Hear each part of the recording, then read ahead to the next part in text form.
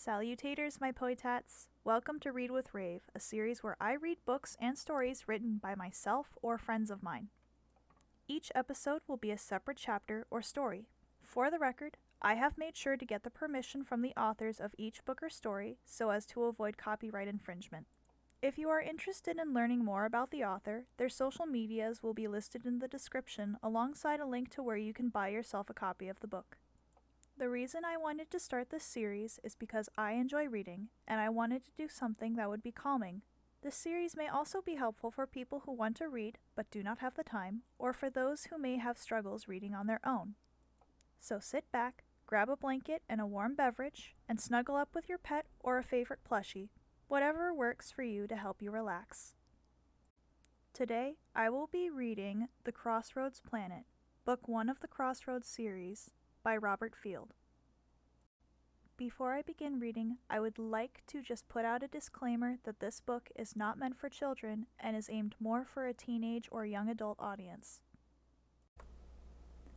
Just a forewarning, today's chapter is a little bit shorter than the rest of the chapters in this book might be, so please bear with me for the shorter episode today. Chapter 2. In a trackless waste of a desert, a large transport vehicle stood stalled on the uphill side of a dune. Inside, a small collection of travelers sweated in the inadequately cooled cabin. In the back, a man grumbled to himself as he sweated along with the rest. "I could have hired a camel. Been to Crossroads and back by now," he sighed, as faint noises from below the floor indicated the crew's attempts to get the caterpillar treads operational again. Finally, full power was restored, and a blast of cooler air emerged from the air handler as the monstrous beast lurked its way up the slope. "Why don't folks around here appreciate technology?" he thought to himself.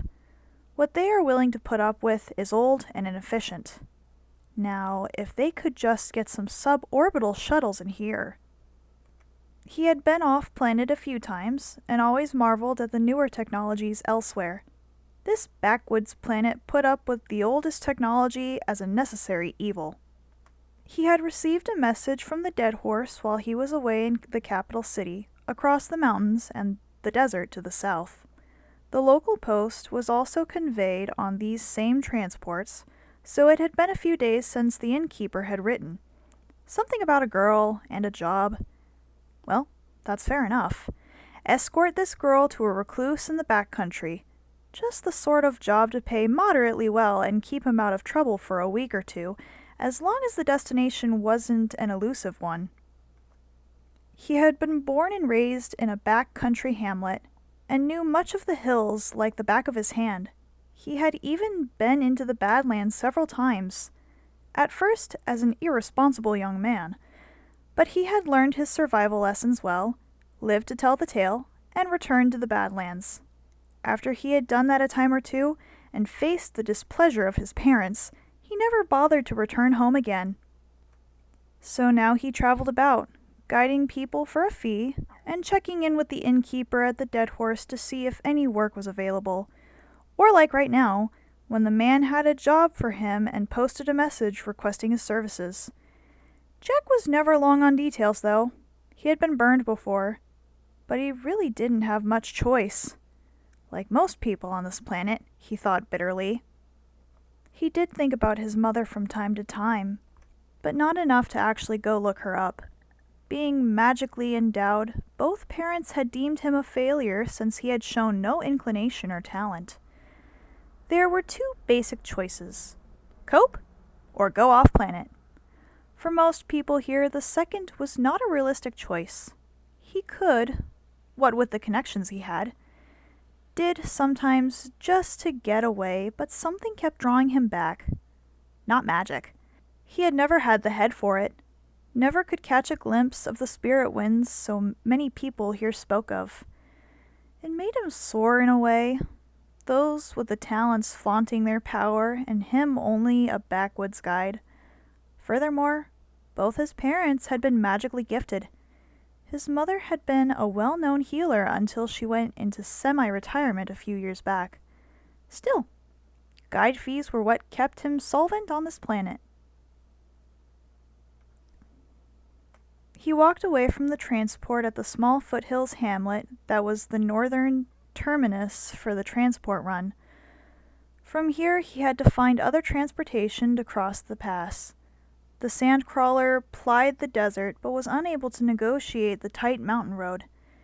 His choices were to proceed on foot, or to wait for a decidedly non-technical, non-magical ox-drawn wagon caravan that worked the route from here to a mining camp across several ridges to the north. With any luck, it would be on time, and he would not have to lay over for more than a day. He checked into the local establishment, not at all on par with the Dead Horse, really, and set himself to waiting. He amused himself by drinking ale and looking at the barmaid. Not much here for entertainment, he thought. With all the traffic through this spot, you'd think they'd do better. He sighed. Earl, you're getting too old for this sort of thing. The barmaid was flirting outrageously with him. He had been through here any number of times, and she seemed to see something in him. She kept hoping, at any rate. Right now, he wasn't having any, just passing time and waiting for the northbound caravan. Earl just couldn't see how his chiseled, rugged looks could possibly be seen as attractive to any girl, and he especially wasn't the type to go after any, not lately at any rate. It certainly wasn't his clothes. He tended toward comfortable travel clothes, faded by the sun and by washing, earthly colors that blended with the soil accumulated on the trail. Flashy and festive was not for him. At long last, the wagon train came rumbling down from the pass, accompanied by the dust cloud it had stirred up, which in following the winds had followed the caravan. It was dusk, though, and the train was forced to lay over until dawn. Earl reserved a seat and bantered with the crew. There were no passengers on the last run, only some packages and letters bound for the capital. Early next morning, the train departed just as the eastern sky began to redden. The fresh team pulled with a will, and the desert floor dropped away. All day they toiled up the pass, stopping at the stages to renew the team. Evening found them at the top of the pass. The stage facilities really did not extend to proper lodging for travelers. Earl elected to remain on board and spread out on the coach seats. He awoke in the morning to the motion of the coach as it pulled down out of the pass, as the driver worked the brake carefully to control the speed. Thank you for joining today's episode of Read with Rave. If you liked, like the video, comment down below if you want to hear more, and subscribe to my channel if you haven't already. And as always, I'll catch you on the next wave. Bye guys!